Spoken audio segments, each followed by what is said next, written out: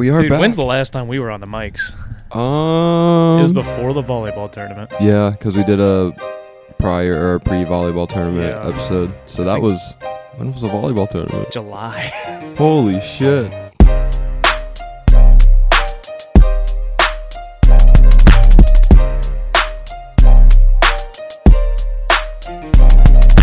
An actual, whatchamacallit for it. Like, because it doesn't have like the, you know how like these cameras, they have like the screw in on the bottom? That doesn't come with it. What is it? Just like so they come with their own clips. I'm sure you can get them. Oh, yeah.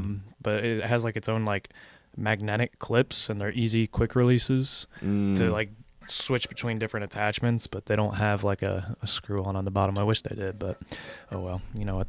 It is what it is. I love that camera though. That camera's been...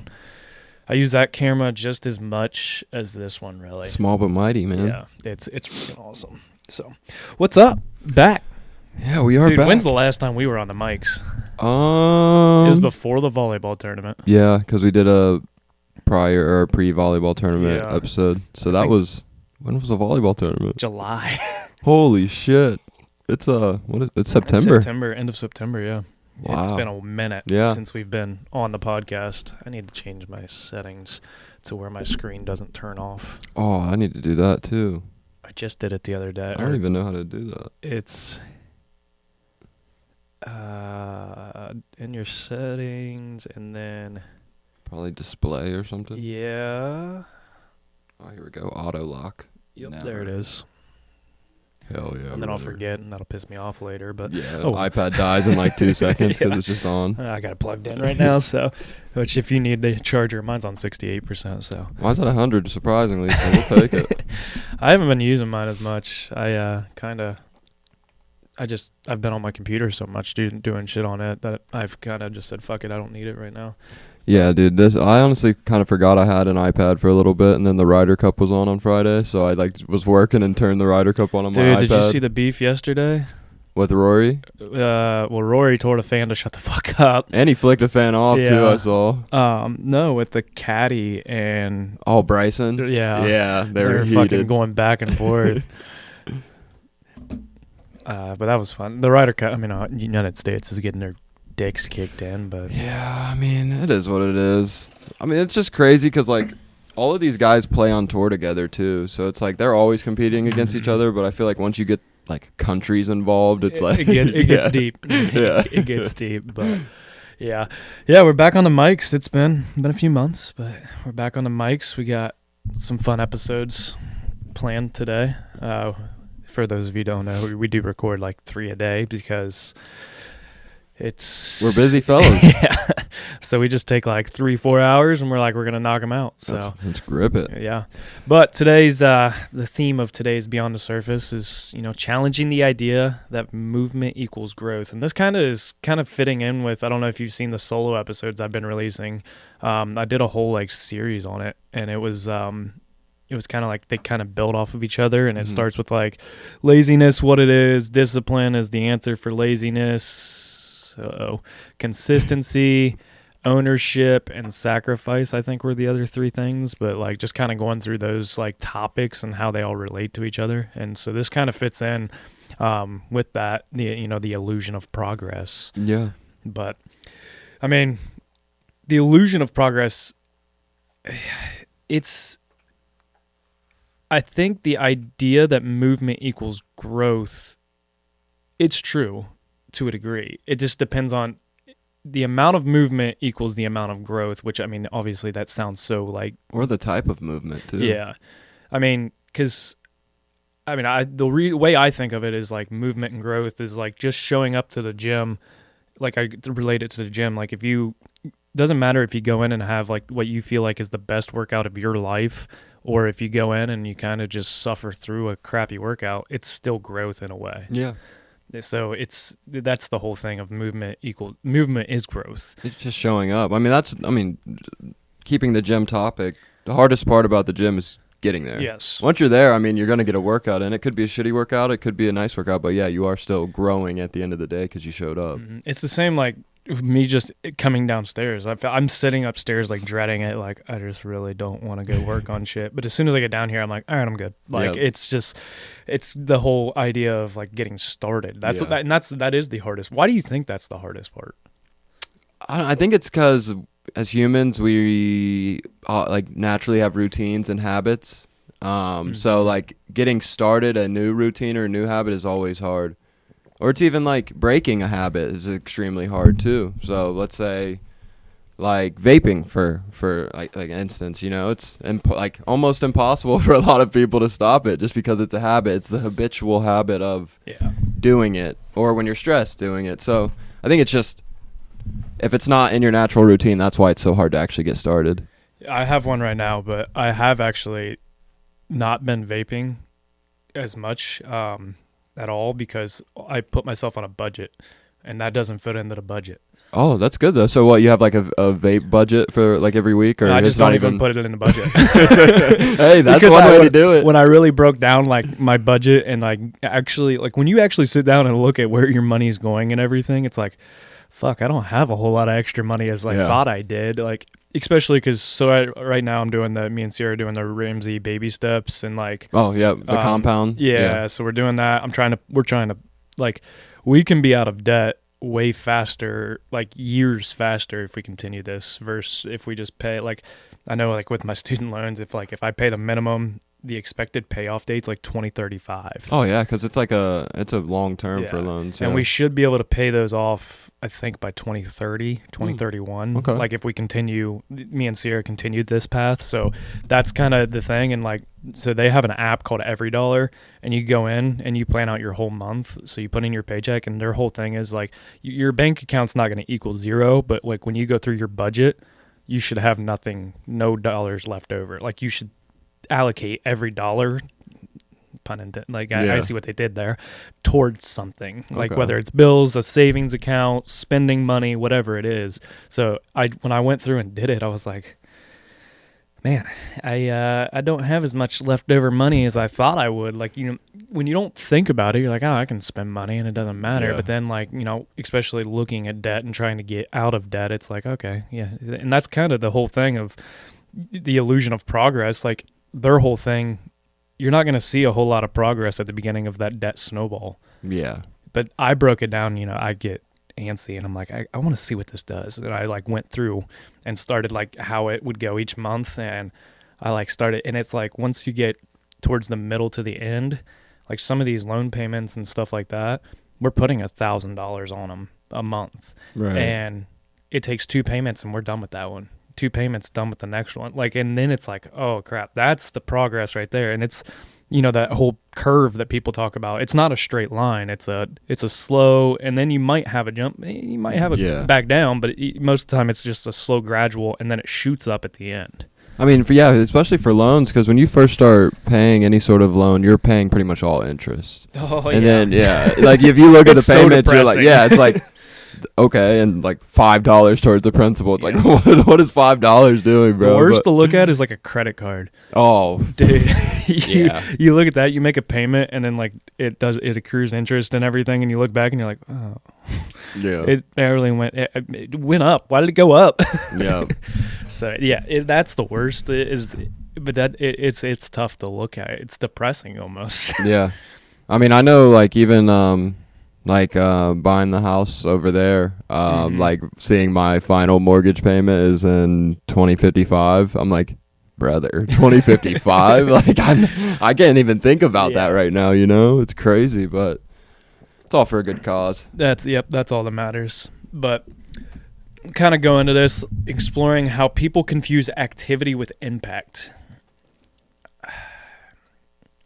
Yeah, I mean, I feel like it's easy to feel busy but not feel like you're growing. Because I feel like there's different types of being busy. You could be extremely busy, but you might not feel any growth because the busy things that you're doing aren't things you want to do. Maybe it's like being forced to go, I don't know, I mean, forced to go like on a work trip, right? But like maybe that's not your main thing. Maybe you want to be putting time into something else, or there's multiple ways to feel busy. but no, you're not actually growing towards your ultimate goal. Oh, I feel it all the time. I look at, like, playing 2 nights a week of volleyball. Do I enjoy playing volleyball? Yes. But honestly, next year I'm probably going to get to the point where I'm cutting down to 1 or no days of volleyball, because if I want to take this business and want to take this podcast to the next level, I can't take 2 nights a week where I literally can't do anything, especially with me not being as disciplined on Monday, Wednesday, Friday. And, Wednesday this week I have a recording, so that takes up that day. And there's times I stay up till 2 a.m. working on stuff, but I also have to get sleep because I also have a full-time job that I have to go to the next day. So it's like, I get what it means or what you say, but like, you can be busy, but that also brings in the point of, if you can be busy and not feel fulfilled because of the fact that you're busy on the wrong things. Right. Like, if you're busy, like yesterday, I was busy watching college football all day. I didn't do a damn thing in terms of the business, the podcast, or anything that could help me grow. So like, I was busy, but was I really growing? Not necessarily. Now, I think it's important to have those days. 100%. But you have to also balance out you can't have too many of those days. Yeah, you can't go 3 weeks straight of college football doing nothing and then expect like, oh no, I mean, the podcast is still growing or business is still growing, because it takes like tender love and care, man. A little TLC. Yeah.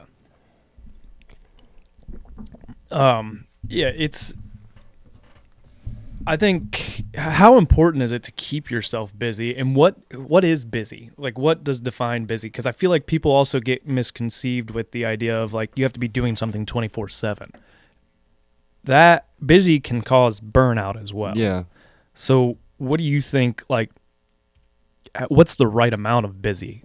I don't know if there is a right amount. Yeah, I think it's kind of situational in a sense, because busy could be recording stopped. That's okay. As long as that one's going. Oh, perfect. Okay. Because I feel like you could be. So let's say, for example, would you consider this busy, like the podcast being busy, if you just have something scheduled, at least like 1 to 2 recordings scheduled every week? Would you consider that busy? If I compare it to the rest of my schedule, yes. Okay. But if I just did the podcast outside of work, not really.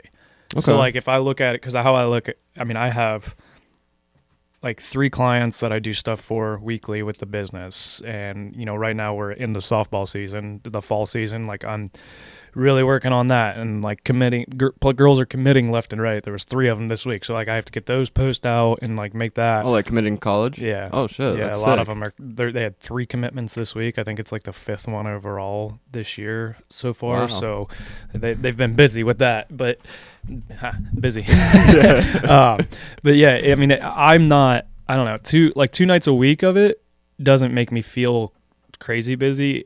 It's it takes me a night to edit a episode. Like, if I get home after work and I edit an episode, it might take me all night, like, or that evening.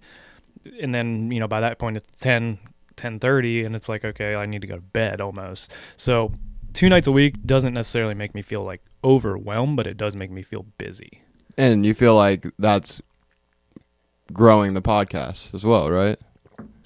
Yeah. Okay. I think so. Because another person's take on busy would be like, oh, I have to have a recording scheduled every other day. So recording on Monday, edit Tuesday, recording Wednesday, edit Thursday, recording Friday, recording Saturday, edit Sunday. Like, that's burnout busy, I feel like. Yeah. Every day I feel like is way too much. Right. Is there times for it? Absolutely.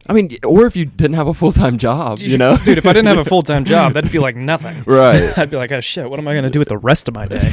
Watch football, baby. Yeah. Like, the full-time, and that's the thing, is like, you make yourself busy a little bit, because there was a quote that I got told at one time when I was younger, like I think I was in high school, and it's kind of relating to this busy thing. It's,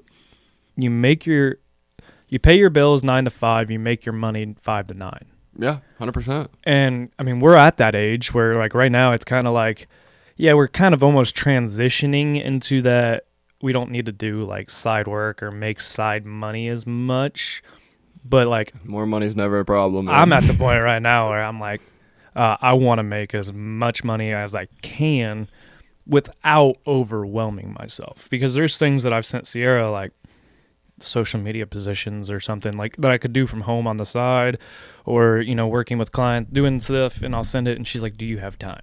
Right. And I'm like, she's kind of like my one that brings me back down to earth for a second, because I'm like, oh shit, this could be a great opportunity, the connections, the money, it's all worth it. And then she's like, time. And I'm like, crap. I mean, time's the one thing that you can't really change. You only get 24 hours in a day, Right. and you got to sleep at some point. Yeah. Yeah. So. I mean, I've had a few nights, well, I wouldn't say I didn't sleep, because I'd come home from work, and this is kind of where this laziness episode stemmed from, back that I did, is I'd come home from work on a Friday night or something, and I'd take a 4 or 5 hour nap, and Sierra would wake me up, and she's like, you're not going to sleep tonight. And I was like, well, I don't plan on it now, and I'll stay up all night. Just grind. And just work all night, and then, but she's told me, she's like, you got to get out of that, because then you take a nap the next day, and it's a shorter nap usually, but then I don't do as much the next day. My productivity goes down. Well, yeah, because, dude, I forget who used to say this in high school. I think it was Coach Warrington, bro. On Wednesday nights, he used to always say it's always the day before the day, or the sleep that you get. Yep. So if you stay up all night Friday night, then come Sunday, you're going to feel exhausted. Yep. Because you didn't get a lot of sleep on Friday night, and then it might carry over into your Monday. So yeah, I mean, definitely not. I mean, if you take a 4 hour nap and have to rip it, yeah, but it's probably not the I got best. a lot done over that night. Fair enough. Because also, there's no distractions either, really. True. Yeah, I literally, Sierra's in bed. Dunn, Dogs are sleeping, probably. Dunn likes to go up and down. I have to close the basement door, because I'm he comes down and just puts his head on my lap, and then tries to get on my lap, and then whines. So I'm like, oh, do you need outside? I let him outside, and then he just stands at the door and looks at me, and I'm like, you just want me to come to bed. Just leave me alone, dude. But yeah, I think it's very important to have a very, a good sleep schedule. I'm not the best at it. I don't have a set time that I'm all right, need to go to bed. I'm just kind of winging it. Right. Usually in the evenings, if I feel good and I'm feeling productive and I'm working down here, 2 a.m. is my cutoff. That's the latest. That'll give me 4.5 hours of sleep. I can survive on that. I try not to do that consistently. Yeah. Usually it's 12 to 2. That's when I'm done. But it's a sleep schedule. I mean, I feel like it definitely has to increase your productivity if you're consistent with your sleep. Yeah, that, or just even the iPhone, the sleep reminders, those are good, or the focus sessions too. The do you Focus, I use those? all the Yeah, time. it's smart, man. My phone automatically, when I get home, goes on Do Not Disturb. Really? I don't even know how I set it up, or if I set it Yeah. up, or what the hell happened. I must have done it for a long time. So just 5 p.m. Or I when don't- do you it's, usually get it's home when I from walk work? in. Oh, when you walk in the It's based on door? my location, I guess. Oh shit, that's dope. It's kind of weird. Yeah. Oh, he's home. Do not disturb. But my phone automatically goes on Do Not Disturb, and sometimes it throws me off, because I'll look at my phone, I'll be like, man, no notifications, and I'll be like, oh, I have 6 text messages, 12 emails, and I'm like, oh shit. Well, it's kind of I know my phone does it too. As soon as I start driving, it goes into drive mode or whatever. So it's probably something similar. It must be pick up on habits and stuff like that. Yeah. And it probably bases your phone connects to your car, so it just automatically really, I don't know. And then It's maybe weird. yours is your Wi-Fi when you get home to your It might Wi-Fi be, or something. Yeah. Damn. If it's working. Yeah. Fucking Spectrum. But damn, that's cool. I didn't even know you could do that I don't know if you can or not. because I thought it was guess you based can. off of time, but it would make sense if it I was think you based. can do that too. Okay. And maybe that's kind of where it started. I don't know, but I don't remember actually doing it, but I kind of like it. And I try to really keep my phone on Do Not Disturb when I'm working, unless I'm texting people about scheduling or texting clients that I work with or trying to get information, stuff like that. Then I'll turn it off, so that way I know, because I'll be working on the softball organization's website, and I'll be texting a couple of the coaches hey, I need this information. So I'm working and I look and I'm like, okay, I need that. That's the information I need. So that's when I turn it off. But most of the time when I'm down here, I turn my notifications off, so that way it eliminates distractions, and I think that's 100%. huge. I mean, dude, because just think about all the notifications you get. It could be fantasy football, someone's changing from questionable to healthy. It could be any random things that just ever so slightly you look over, lose focus off, like, because you could be on a roll and then you look over like, oh shit, he's injured. And then Oh, dude, it doesn't take much to get rid of my focus. I'm a fucking ADHD, like, oh, hey, squirrel, huh? Yeah. I can't tell you how many times I've been like typing something or reading something, and then I'll start thinking of something else. But I'm like, especially when I'm reading a book, I'll be reading and I'll be like, all right, reading, and I'm like, okay, I got it, I'm good. And then I'm like, tomorrow I really need to do this. And then I realize I read a whole page, but I have no idea what any of it so you got to go back and reread it. Same with me watching movies, man. Like I'll like watch the movie, but then something will be going on in my brain where I'm not really fully paying attention. All the like, time. What the hell just happened? I'll like look at Liv like, how'd they get there? Yeah. So kind of with the progress and stuff, busyness and productivity and everything, are we chasing applause or alignment, or like, I guess, applause or like validation? Like, what is our validation? I mean, when you say chasing applause, like from peers, Yeah. I don't think you should ever do anything in your life to seek the approval of others. Right.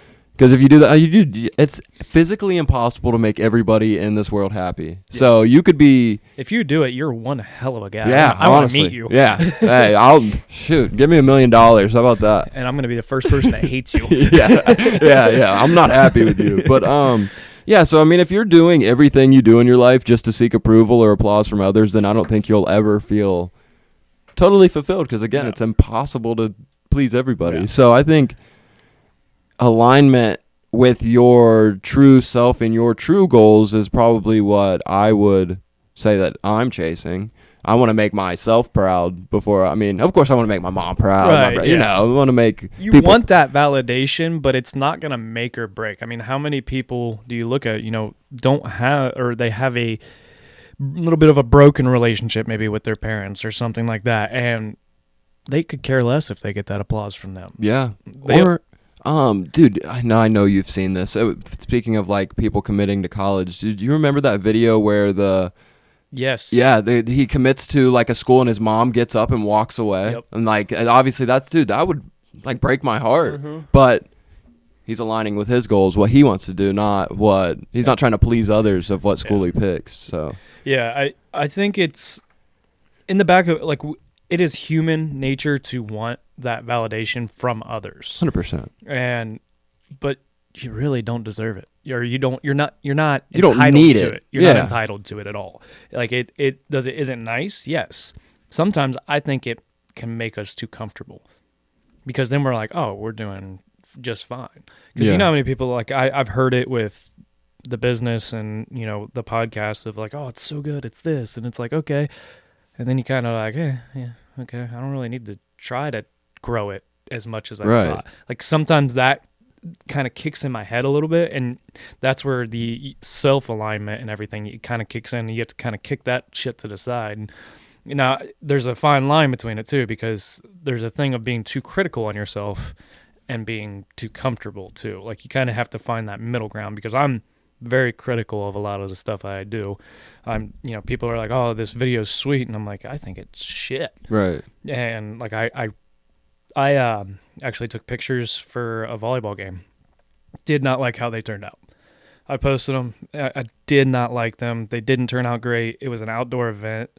It was at White's Field, the showdown at sundown or whatever. I did it, and I did not like how they turned out. And I was paid to go do it. By somebody I know, and I texted her and I was like, hey, I didn't like how these came out. I'm giving you a game for free. Like, let me know a game you want me to come to. I'll come and shoot, and it's free, because I just did not like. And she's like, I thought they were great, and I was like, I just thought they were terrible. And also, I'm comparing myself to S&F Photography, who took some freaking bangers of photos. They were freaking awesome. Right. But I could care less that she said that she thought they were great, but I just felt like in my head, it didn't align with me and what I want the product to be. Yeah. So I was like, all right, you get one for free. And like, she never said a word about it or like complained about it or anything. I was just like, it's in my alignment that I didn't think it was good. Well, and kind of like circling back to what you said, there is a fine line between being too critical and then too comfortable. Because, like, dude, think of any sports coach that you ever had. The best coaches you've had, you can make a fantastic play, but they're going to tell you what to do, how to be better. It's not going to be like, oh, Dante, you're fantastic. You don't have to work on anything. No, it's like, hey, great play, great effort, but you need to be here. The prime example of that is when I was in college, I had an interception against Denison. I think I've heard. I ran the wrong coverage. I was the only one running the wrong fucking coverage, but I got an interception. And on my grading sheet that next Monday, I had a plus minus. It was like, you made a good play, but you fucked up at the same time. Yeah. So, like, I mean, that's part of what it is you're gonna fuck up, but you gotta fuck up full speed, I guess. And I think I don't know, maybe I know you and I think similarly. I think it's hard for people like us to find that fine line when you're thinking about yourself. Like your pictures that you shot, you probably didn't look at a single one and you're like, it's decent, or like, yeah, no, because you didn't like them, right? You're very critical. So I think, and dude, I went through them and I had like 500, and I think I posted like 80. Yeah, I mean, it's like, they're fucking terrible. It's hard to do though. It's hard to give yourself compliments because you, like, when you look at yourself in the mirror, you want yourself to be the best. I mean, if you don't want yourself to be a best, then you're just way too comfortable. What are you striving for? Yeah, and I'm assuming you have just gotten a lot of applause from others that you don't feel the need to do anything else, which it's fine. I mean, everyone lives their own life, but yeah, to kind of answer the question, circle it back, I definitely think alignment is the smarter thing to chase than applause. Well, and I feel like you see a lot of people chase applause, and especially like social media. 100%. They're looking for likes. That's all social media is. Yeah, it's crazy. Like, I actually saw a post the other day that talked about like depression essentially, and I was like, holy crap. And because it was like, this isn't your typical, and like at the end it was like, don't always believe what you see on social media.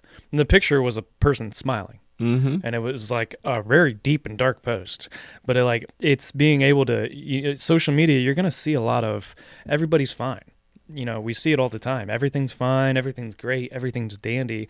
And it's the same thing with like, I've realized I used to get jealous of people that have boats or have the truck or have they bought this house. And then I'm like, are they living paycheck to paycheck? What's their debt like? Like, what is their life truly? Like, I've started getting into that mindset. I've kind of blocked social media out of I'm not comparing myself to others necessarily. Like, yes, it happens at times. Like, you see it, especially mainly for me, I look at videos and pictures of other content creators and I'm like, that's what I compare myself to. But I realize I'm not at that level, and I take it as I want to get to that level. Right. That kind of thing. But social media is fucking crazy. Yeah, I mean, it's just, and I've probably said it on the podcast so much, but it just sets unrealistic expectations for what life should be, or like how you should look as a human, how you should act as a human, like just unrealistic expectations, man. Like even in the fitness world today, dude, it's like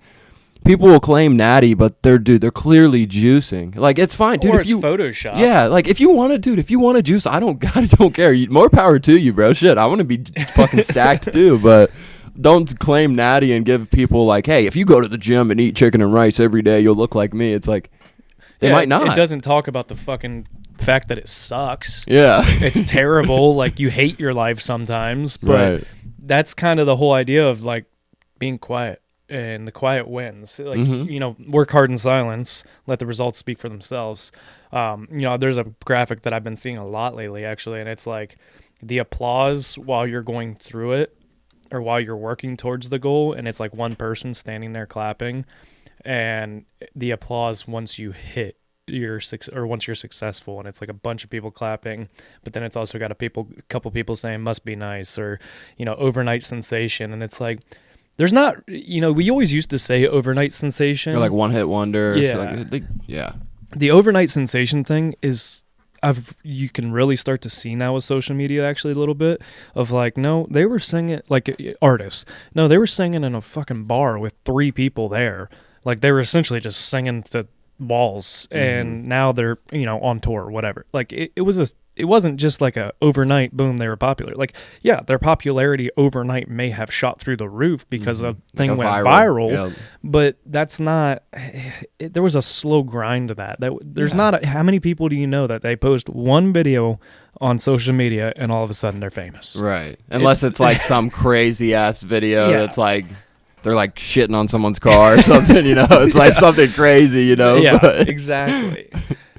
Yeah, I don't know. We always heard that in like sports, work hard in silence, and what are you doing when no one's watching and that kind of stuff. And that it's true. Like I've got to the point sometimes where I'm like, neither of us really post a ton on social media. Like I looked actually at my personal the other day and I was like, holy crap, I haven't posted in like almost a year or something. Like it's been so long. Like I don't even post my family vacation, and I took fucking 2,000 pictures on that vacation. Like I don't post it. I don't post a whole lot. I share stuff. That's really about all I do. And then I look at Roughnecks and I look at Nixon Productions. I'm like, oh shit, I post all the time. So yeah. But that's probably why you don't post on your personal though, because those are your personal pages pretty much. Yeah. Like, I just share those like really from my personal page. Just to, like honestly, I'd get rid of my personal pages if I didn't already have.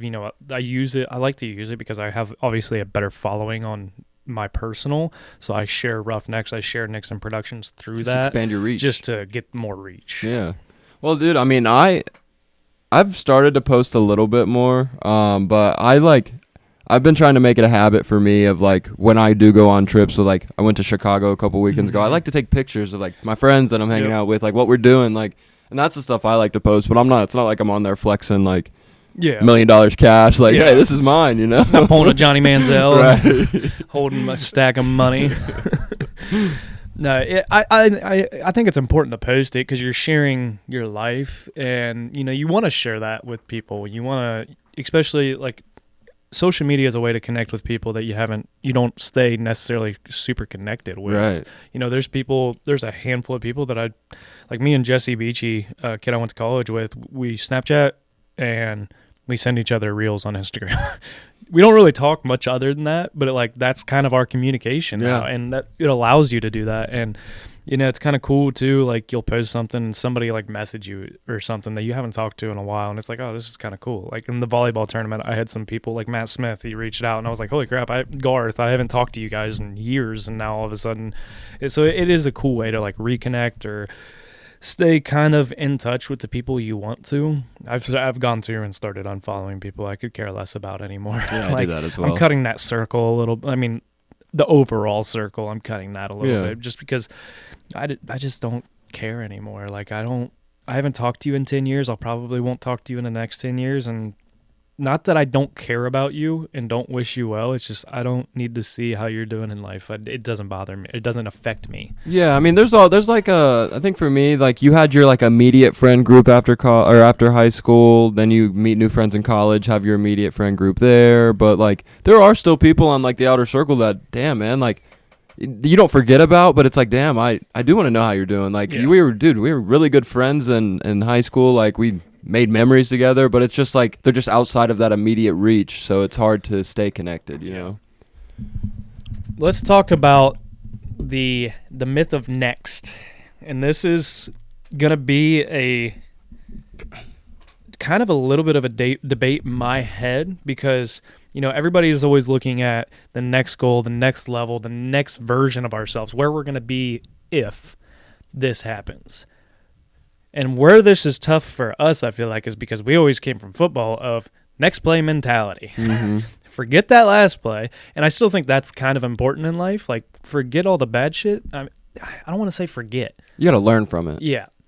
But and I feel like that's kind of part of a struggle. And me personally is like, we played and it was, you fucked up. All right, next play. Screw that. That didn't happen. Forget about it. Whatever. What's next? And now we sometimes I feel like look too far in the future when you have to kind of focus on what you're doing right now. Yeah. So, but also I look at the idea of you do have to look at maybe not the next goal. You have to look at, I guess it's not next. You have to look at what your goal is currently. What are you working for right now? Where are you trying to get to? but you can't necessarily worry too much about what's after that. You have to worry about getting to that spot first. Yeah. I think you have to plan a little bit of what is next after that, but you don't have to. You don't need to be thinking about it 24/7. It's like climbing a ladder. You're not going to jump to the top of the ladder. You got to go. Hey man, them 3-foot ladders, I might be able to. You got to go. What, I don't even know what they called, pegs or whatever. I don't know. Like step by step. And then if you forget what step you're on, you might fall off that shit. You know. So yeah, I mean it's. I think you're right though. You're pretty dead on with like the next play mentality. It's definitely affected me to a point where it's like something happens and instead of like looking and reflecting on what happened, just like flushing it and just keep going, you know. But I think where we are in our life now, you got to reflect on it because it's not a loss, it's a lesson. So that's something I need to get better at. Yeah, I'm guilty of that as well. Like, I mean, I was pissed for a while with those pictures, and I was like, I just gotta quit fucking thinking about it. And if you're gonna be pissed about it, do something about it. Right. And so what I do, I have a photo course. I got back on, started taking the lessons on it, and like learning about how to do all this shit, how to edit, how to use your camera, like how the settings work and everything. And it's like, all right, if you can't sit there and sulk about it and do nothing. Yeah, because then it's going to be the same result next time you go shoot outside. Nothing changes if nothing changes. Right. It's going to be the exact same. You have to be able, like, you have to learn from it, like we talked about. You have to take whatever it is and figure out what went wrong and try and fix it. Now, understand, you may have something go wrong, you may try and fix it, and then it may go wrong again. It may not work the way you wanted it to yet again, but that's kind of the whole process. But you're another step up that ladder. You may have slipped. You didn't fall all the way back down to the bottom, but you slipped and maybe you lost, your fucking foot fell off a little bit, but you're still hanging on by your hands. You just pull yourself back up and keep going. Have you ever had a time where you've gotten to that next level, but you didn't feel happy? Like, let's say you set a goal for yourself. By the end of the year, I'm going to be here. End of the year comes, you're there. But it's like, damn, I don't, like... You don't feel happy about it? Don't feel satisfied about it? I thought creating the business would satisfy me. Fuck no. If anything, it probably just like lit a bigger fire. Yes. Yeah. Well, then I started thinking, oh crap, I got to pay taxes on this. I have to create a new social media. I have to, like, there's a lot more that I thought it would be better than it is. I mean, it happens all the time. Podcasts, certain guests. I may get X guest and then I do it, and it's like, okay, but and then it's that whole of like, now what? Mm-hmm. So yeah, I do it all the time actually, and it's kind of depressing at times, but you just kind of have to keep going through it because you're gonna constantly have those things that you don't feel satisfied with, and that's kind of goes with the whole thing of, everybody always says like, when I have this, then this. When I have this, then I'll make it. If this happens, then I'll be fine. It's not true 90% of the time. I'd say there is a 10% of the time of like, if I get this client, then I'll be making X amount of money a year. Like, yeah, that kind of stuff happens, but are you fully satisfied then? Because no, you're thinking about like, all right, what's the next client that I can get that is even bigger or adds to this? Yeah. I mean, I've been there too, because there was like for a while, I always thought once I got to a certain salary or certain like, I was making a certain amount of money every year that I would be like, that dude, I made it, Mm-hmm. But I got to that point and then it's like, shit, like, I haven't made it yet, man. Need more. Like there's always that. I think it's easy to take it for granted, like take the journey for granted. But when you get to like an end goal and that you've set for yourself, I feel like before we even appreciate where we're at, we're always looking for the next thing of how we can improve even more, which not a bad thing all the time. But no, I think it's important to, your goals are just going to continue to level up. They never, I feel like, end. Like even people that make multi-million-dollar businesses and sell them, there was a guy that I watched a video on Shark Tank. He was already a fucking like billionaire. Already sold a business or patent or something and made a crap ton of money. And he was on Shark Tank and they were all like, why are you here? You have all the money you need to do everything. And he said, time and resources. You guys have connections I don't have. You guys have more time or, the ability to put in and make this better than I ever could.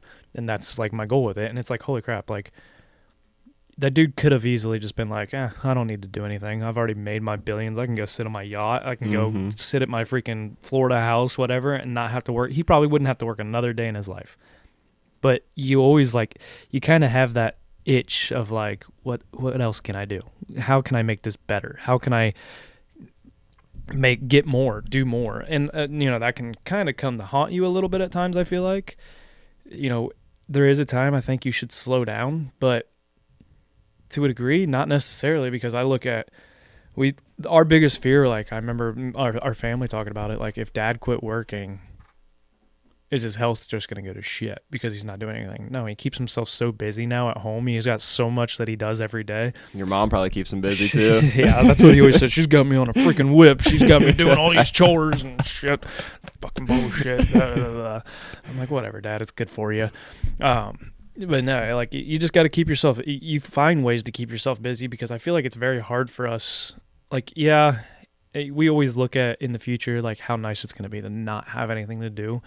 But you spend your entire life busy, per se, doing something that it's hard for people to just sit there and do nothing. Shit, once I retire, I'm golfing every day. Exactly. See, you're replacing something like to keep yourself busy because there's fucking lazy people out there that literally do nothing all day, but I think that's when the health starts to dwindle, man. It's bad. Look at how many elderly people have you known in your lifetime or something like you've seen where they can't walk as well, so now they just kind of sit on the couch all day. Their health rapidly goes down. I watched it with my grandfather. Like my great-grandma, as soon as she stopped, working, it started to go down, and then as soon as she couldn't be as active as she used to be, it was like, damn, It happens quick. Movement's important. Yeah. Like, it's crazy. Like, my parents they're probably outside splitting firewood right now, if I had to guess, because that's all they freaking do. Like, they're constantly doing something.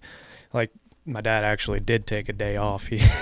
Good. He got home and he's sitting on in his recliner just watching TV. And Mom's like, "What'd you do today?" And he goes, "Not a goddamn thing." And she's like, "Well, you are retired. You do deserve a few days like that." But tomorrow you're back at it. You're back at it. He literally on the side of the fridge it has October, and under it is all the things he has to get done throughout October. Holy shit! Okay. It's nothing crazy, but it's just some little things that they're trying to improve the house. Mm-hmm. They're actually about to remodel the whole backside, the kitchen, the bathroom, and all that. That whole side of the house. They're moving their bedroom down there. Okay. Because the stairs. They're we're getting to the age we probably need to just be down here. Right. So, and it'll actually make it a 4-bedroom house. Oh yeah. So, yeah. It's good, and I kind of look at it with my parents. It's I bet my dad thought when he retired he'd feel like, cool, done. You feel like you arrived. I feel like he's still not satisfied. Is he happy? Absolutely, because he doesn't have the stress of work. You're right. He lost weight because of not working. Right. It was crazy. He lost some of the weight, and he's like, it's because I honestly think the stress. He's like, I think it took that off of me, and it felt better. Yeah. Dude, it's kind of crazy to think about, but imagine, for example, and I don't know if you plan to continue to work at the company you're at now or expand, do your own thing. But imagine if you work at the same, or even in my my position, if I'm at the same company for, let's say, 40 years, and then you retire, dude, that's all you've ever known is waking up Monday through Friday, probably sometimes on the weekends, whatever your work schedule is, doing that job, and then getting off work. Yep. But imagine you do that for 40 years, dude, and then you're just done. Do you ever catch yourself sitting there sometimes and it's like, holy crap, it's Friday, and then you're like, holy crap, it's the end of the month? Dude, yes. Time has been flying, bro. I'm like, I feel like I did nothing this week but work.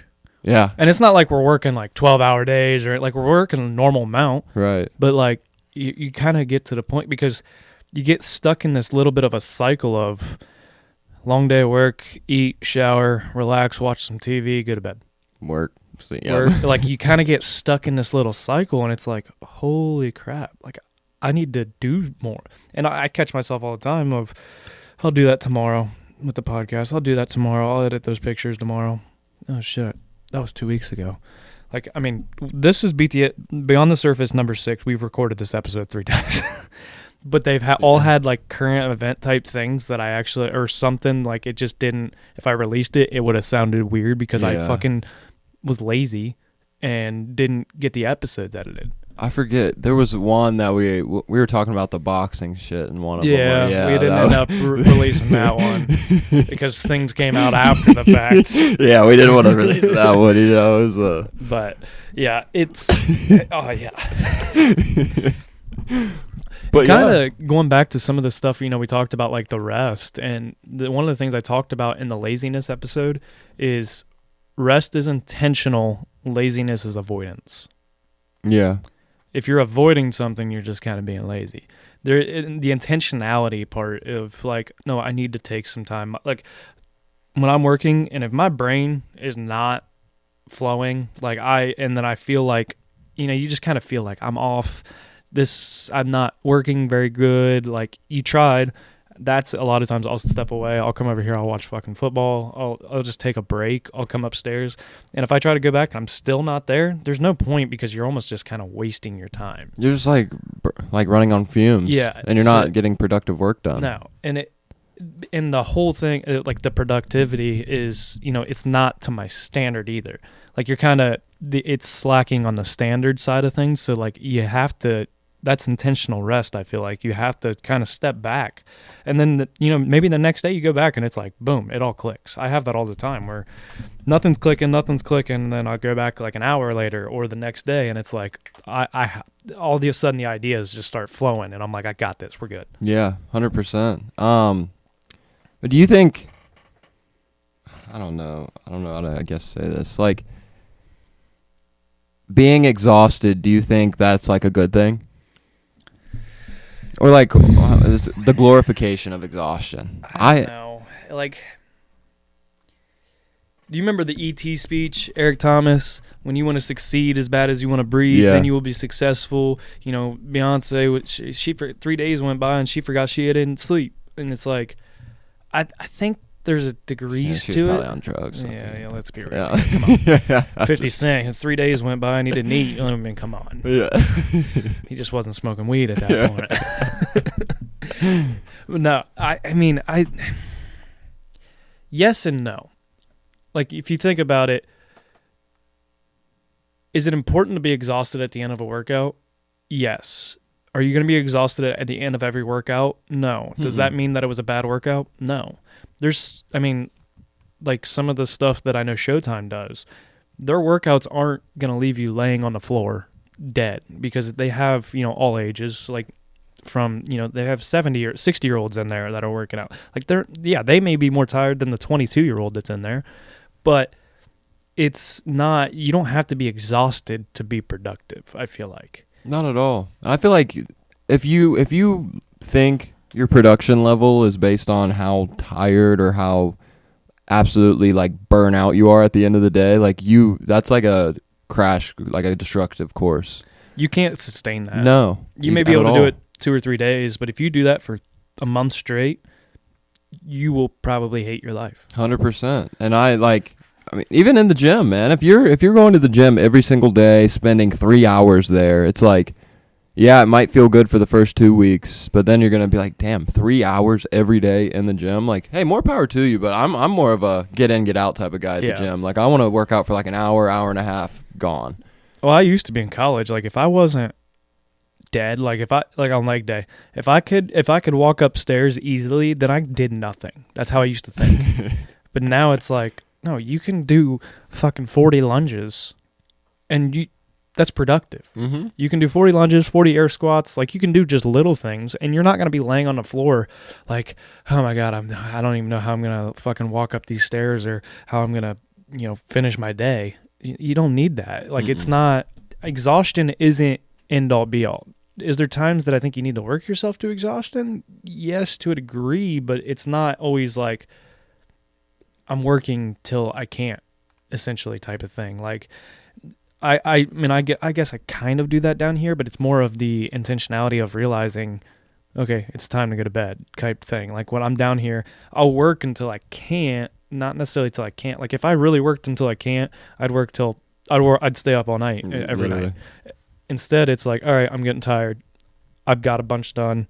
I still need to do this, this, and this, but I'm tired. My brain's fogging up. I'm not being as productive. And there's different there's different types of exhaustion too, because like your day-to-day job, that's physical exhaustion. That's out in the heat. That's like moving heavy equipment, digging trenches. I mean, I don't know exactly all that you do, but you're on pace there. yeah, doing a lot of shit. But that's, and then in my realm of work, it's like online all day, like talking to people. That's like mental exhaustion, So it's like you don't have to be physically exhausted after every day to make progress, but you also don't have to be mentally exhausted every day to make progress. There's a fine line between. I mean, it all depends on kind of what you do for work too. It bases on context. Right. Like it's context based. Have you ever tried the blue light glasses? I have some, yeah. Dude, I love them.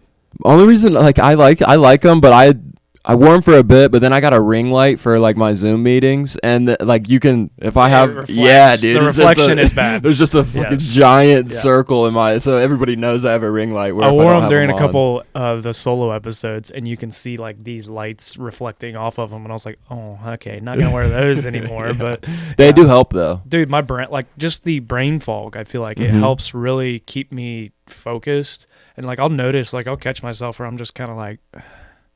And then I'm like, oh, fuck, I'm not wearing my glasses. And I'll put them on, and then, like, usually it does, the blue light glasses, they really do work. Get a sponsor there. That's what we need. Yeah, a little blue light glasses sponsor. I mean, I remember when I was, like, playing Xbox a lot, when I was playing Ark, I would wear them, too, because, like, dude, if you stare at a screen for a long, long time, your eyes literally do just start to feel like you blink and it's like, oh, I can't reopen them, dude. Yeah. Like, what the hell's going on? My mom gave me crap on vacation because I had them because I brought my laptop and stuff, and we were looking through pictures that I had taken like the past couple days. I had like hooked it up to the TV so everybody could watch, and I had them on, and my mom goes, "Are you wearing glasses?" And I went, "Yeah." And she goes, "Oh, you're fucked." And I went, "Mom, they're blue light glasses." And she's like, I don't know what that means. They could be yellow light, they could be orange light. You're still fucked.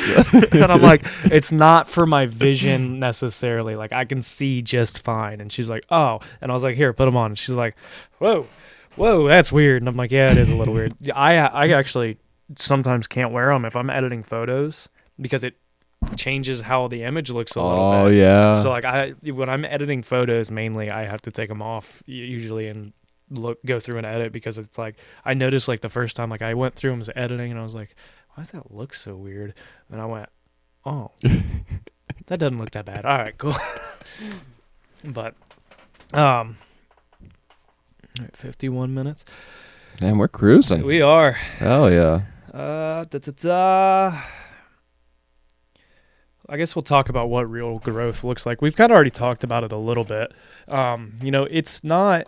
It's not the whole thing. Everybody thinks that it has to be drastic and it's linear. It's not linear. It's a slope curve that is flat for a long time and then slowly starts to go up. Like you're gonna be on that, and that's the hardest part of dealing with that flatness of you don't feel like you're getting anywhere. I deal with it with the business and podcast all the time. I feel like I'm getting nowhere. And then all of a sudden, boom, a new client comes in. Mm-hmm. And it's like, all right, I went up a little bit. And it's like, you didn't go up like this. You went up just slightly. You made a 5-degree shift. I mean, or it could be you're flat, and then it goes down. Oh, dude, actually, I want to bring it up. Let's go, man. The Steelers are playing very well today. Great football today in Dublin, Ireland. I just started reading this book, Atomic Habits. Okay. And who's it by? James Clear. Okay. He actually, I guess, went to Denison. Oh, really? Didn't know that. There's a few things in here that he talks about that actually kind of relates to this. I gotta find it, though. So I'll probably post, like, the pictures of it. But there's something that he talks about. Oh, there it is. So if you improve by 1% every day versus get worse 1% every day. And this is what it looks like. If you improve 1%, it's that slow climb. But like that is if you get 1% worse every day for a year, that you actually gain or lose that much. If you get 1% better every day, you'll be 37% times better than you were at the beginning of the year. And, you're not getting 1% better every day. Like, right. That should be a goal, though. You should get 1%, but most of the time it's more than 1%. So being able to get that much better, it was, when I was reading it in Atomic Habits, if anybody's interested, I was reading it, I was like, it literally was making my brain like, holy crap. I mean, think about if a plane takes off from LAX and they're going to Washington. I forget what it said. He brought this up. And if that plane, you shift it 5 degrees one way, you'll actually end up thousands of miles from where you're supposed to be. And that's the whole thing of, like, if you shift your mindset 1% and you get 1% worse every day, you're going to continue down that path. Now, I think you're going to have your days that is 1% worse, 1% better. Like, yesterday, I don't know if I got 1% worse, but I didn't get necessarily 1% better. So, like, it's kind of, you might plateau a little bit on certain days, but just being able to get a little bit better every single day. Right. Yeah. I mean, I think there's a lot of, maybe not even studies, but a lot of like influencers, even like David Goggins talks about being 1% better every day. Every person that has seen success or had to struggle for success, they know that it's an everyday thing. It's not okay, I'll do this today and not think about it for 2 months and do something else and then I'm still going to be successful. It's like, hey, you have to strive to meet that goal every single day. Mm-hmm. But what was I about to say? Oh, side note, Kenneth Gainwell just scored another touchdown. You should have started him, man. You watch, Tony Pollard's going to suck today. Yeah. But I guess, like, How do you measure progress? It depends on what it is. I mean, the 1% better, right? Yeah.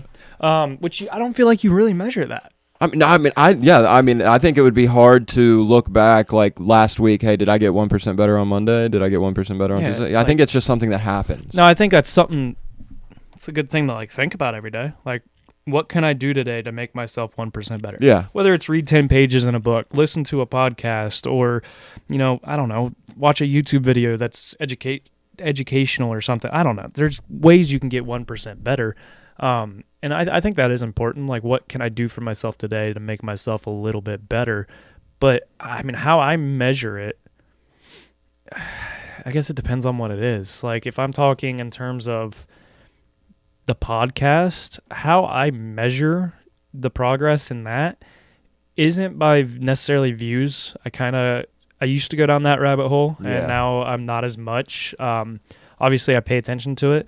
It's more so like how many people are the exposure and knowledge of the podcast right now. That's kind of where it's at, of like, how many people know about this? How many people talk to me about this? Or, I was at a wedding actually last year. It was about a year ago.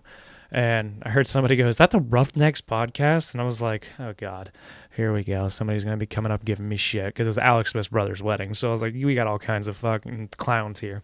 And it's like somebody's coming up to give me shit. And it was actually a girl that we went to high school with. And she's like, I listen to all your episodes. And I'm like, what?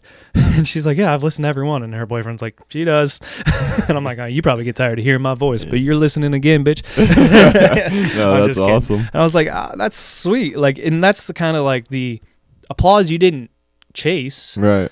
But you got it, and it's like, okay, that is progress there. So that's kind of how I've started measuring it. Is, I'm not asking people necessarily about it, but a lot of people have recognized. And I tell you what, doing the shirts at the volleyball tournament have been awesome, because I see them all the time at Newark Station now. Heck yeah. Like, especially this year's, I see it everywhere. So it's really cool, and I kind of measure it just based on exposure right now for that. I think one thing that I don't do this, but I've learned about a lot is just goals.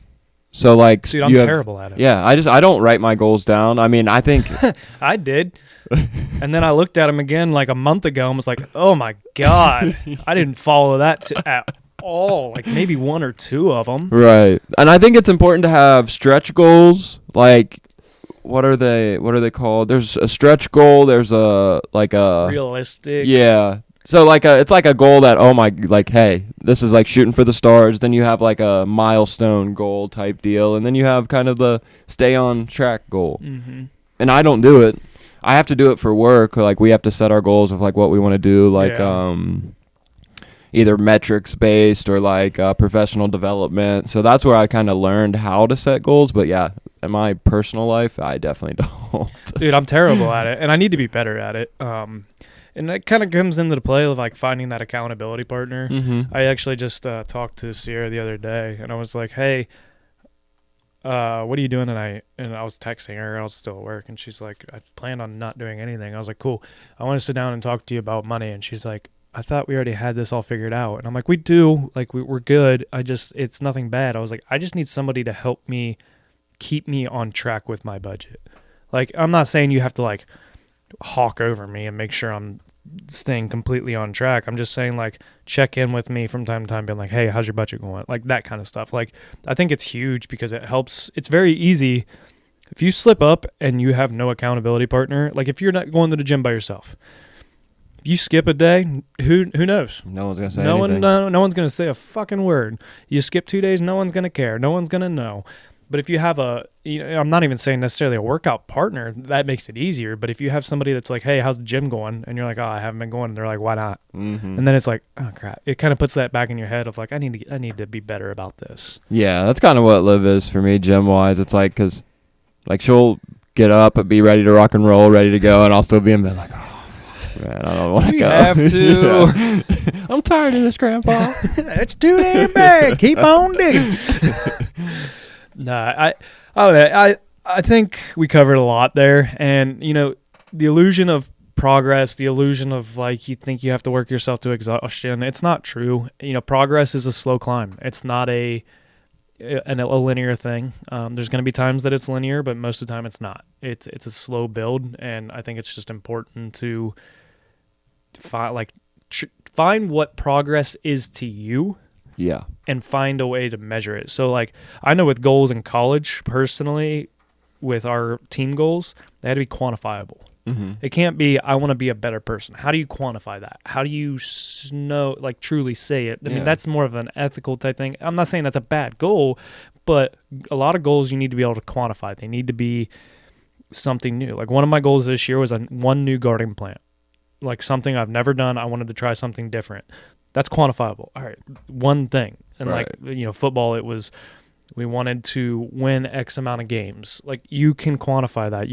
There's actual data essentially to prove if it was successful or not. And that's the truth of the matter of the goals. They either are or they aren't. Yeah, because like if you have a goal of I want to be a better person, like who's measuring that or what? It's like, oh, you held the door for someone. Does that make you a better person? It's like. Yeah, that made you a better person at that one moment. Right. Let's talk about the time you backstabbed that person or, did this or whatever. Like, there's a lot of different things inside of that. 100%. So, cool.